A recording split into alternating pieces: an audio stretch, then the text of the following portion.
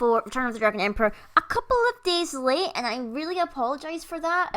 The reason why these spoilers came out technically on Tuesday, and as you know, I had my box opening video for Vingolf 3 that came out on Tuesday, but I didn't actually have any time to upload my spoilers article discussions and whatnot on Tuesday, mainly because I've been mad preparing or trying to prepare for the Manchester GP that is coming up pretty soon. It's like maybe two weeks away or something like that. It is really, really soon, and I am still not sure what deck I am taking to it. So my apologies for not having the video up on Tuesday, and I didn't manage to get up yesterday either because, again, I was busy and whatnot, but I managed to bring it out today, so I'm very sorry this video got delayed and whatnot. But kind of also the reason was that it was delayed is that I also wasn't actually particularly interested in these cards once I saw that there was no J ruler revealed for black and white, which kind of disappointed me. I was really looking forward to finding out what the ruler would be for black and white. I am pretty sure it's Alhamut, but sadly I think we might not even see that J ruler until like the very last spoiler articles, or maybe they'll just keep it a secret until release. But I feel like they will probably reveal that last, or leave it till last minute to reveal it, like maybe literally the last spoiler article or whatever. So we don't have a ruler. We have some cards for black and white, and I'm a little bit iffy about some of them and whatnot. We'll go into, I explain my reasonings behind it and whatnot. So we'll dive straight in with Blackheart Alice. Now, as we saw last week, I had originally predicted that this form of Alice was possibly Valentina getting her final wishes of possessing Alice's body and whatnot.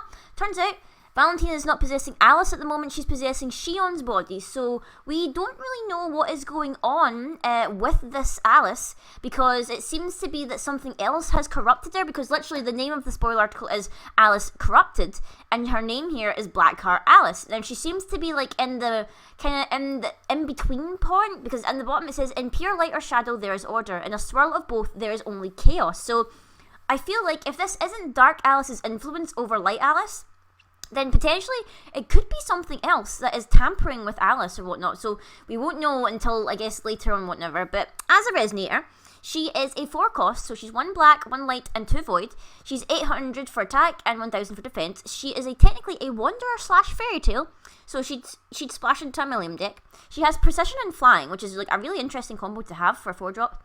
When this card enters your field, you may search your deck for a card named Schrodinger, the Cat in Flux, and put it into your field. Then shuffle your deck. So again, an enter ability which you need to be careful in case your opponent is playing Abdul. She also comes with this ability that's a 3 cost. It's 1 light, 1 dark, 1 void. Banish a non-token Resonator. Destroy target non-magic stone, non-J-ruler card. So, in my understanding of this, is that basically this kind of extra thing could target Resonators that your opponent controls. It could also target Regalia. It could also target additions, just additions that are on the field or whatnot. And yep, that's pretty much, I think, the only things it can target. Yeah, those are the only things it can target, because you can't target stones, you can't target J-rulers, and obviously you can't target rulers and whatnot because like they're not technically on the field and everything. So, an interesting ability. We obviously need to look at the Schrodinger, the Cat in Flux, to see if this is potentially a good splashable card in Millium or some kind of Blacklight deck, whatever.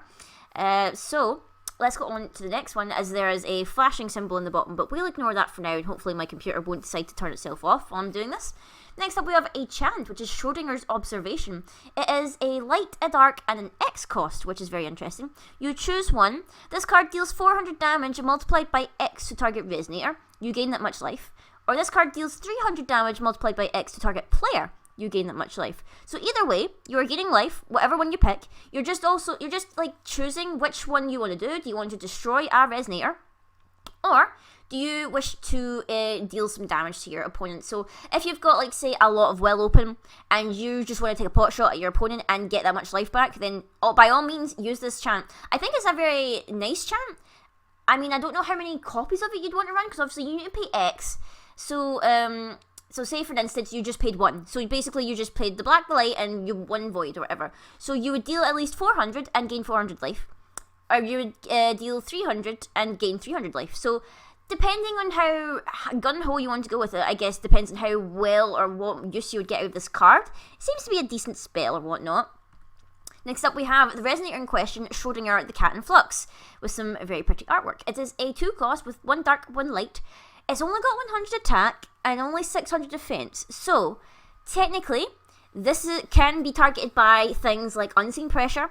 It is also targeted by Dark Purge, which got a recent reprint in Vingolf, bear in mind, as did Unseen Pressure. So this thing is pretty, squishy.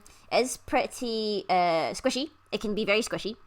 It's also a Shadow Resonator to bear in mind, so potentially you could maybe do this in Dark Alice if you splashed in a bit of light. Maybe run some Dark Light Magic Stones and whatnot, that would be potentially a good idea. Whenever a Resonator is put into a graveyard from your opponent's field, remove that card from the game. If you do, put a 500/500 Darkness Shadow Resonator token into your field. So that way I feel like that would also work very well with Dark Alice in conjunction with her, because obviously she's all about removing stuff from your opponent's grave and whatnot. So I think this could work very well with her if you want to run mainly a dark build but splash in a bit of light so you can get use out of both Alice and Schrodinger. That would be a potential use for her. And then whenever this card leaves your field for a non-field zone, destroy all Shadow Resonator tokens you control. So mainly you would probably want Shadow Faria, because Shadow Faria buffs Shadow Resonators. So you definitely want her in your field or whatever to give Schrodinger a bit of a boost, because his defense is quite squishy, as I said so, and his attack is very squishy. So if he dies, you're going to lose all those tokens that you're generating, which would be a bit of a bummer.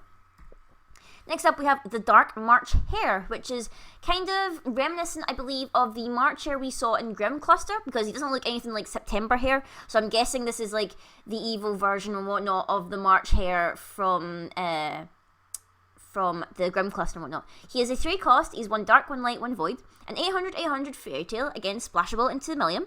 Treat this card as a light magic stone and a darkness magic stone. So it says treat this card as a light magic stone. This does not mean that it produces well. Because this is similar I'm pretty sure this is similar to the Mylist Soldier Dude or whatever, where you treat it as its name, but it is not the type of card of a magic stone. So it basically has the name, but it's not technically a magic stone, so you cannot use this to produce well. You mainly just use it for resonance abilities like this. Light magic stones, when they enter your field, resonators you control gain 100/100 until end of turn.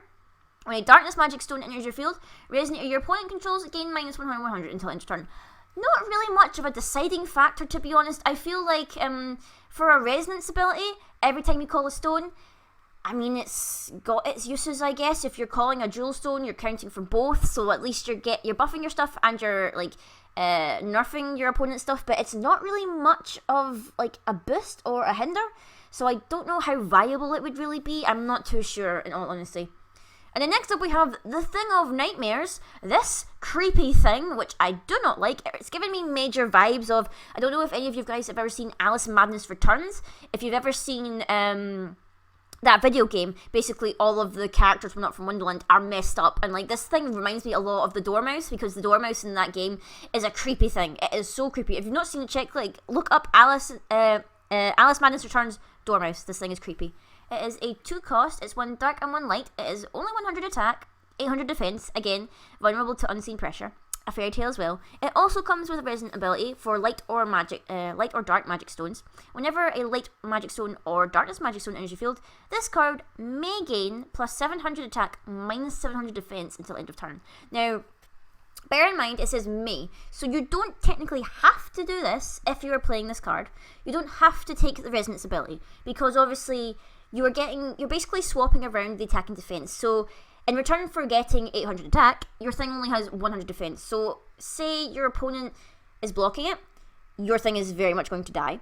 If they're not going to be blocking it or whatever, then sure, you got a free swing of 800, but at the same time you've left the Dormouse very vulnerable or whatever. But I suppose it's only until end of turn, so it would go back to having 800 defense in the next turn and whatnot, but I'm not too sure. I honestly wouldn't really want to play it because of how creepy it looks, and I don't like those creepy cards. Last but not least, we have an addition. And I feel like, I know a couple of people were saying, oh, this is totally a game-breaking card, or this is like totally a meta card and whatnot. I'm not too sure about it. I'll go into detail in a wee second on it. It's Alice's World of Madness. It is a 2-drop addition. It's 1 dark and 1 light.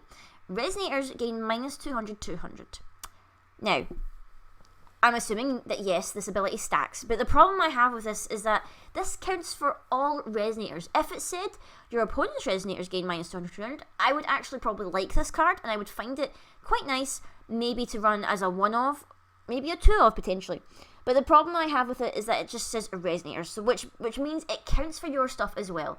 So basically, if you were running the Dormouse and you did the Resonance ability, your Dormouse would be immediately dead because it only has 100 defense when you do the Resonance ability. So this field would kill it, which I feel like is really odd. I don't know why they've made this addition for Black-White when they've already made a Resonator who would die straight away if they used their Resonance ability with this addition on the field. I find it so bizarre, considering that it makes Schrodinger especially squishy.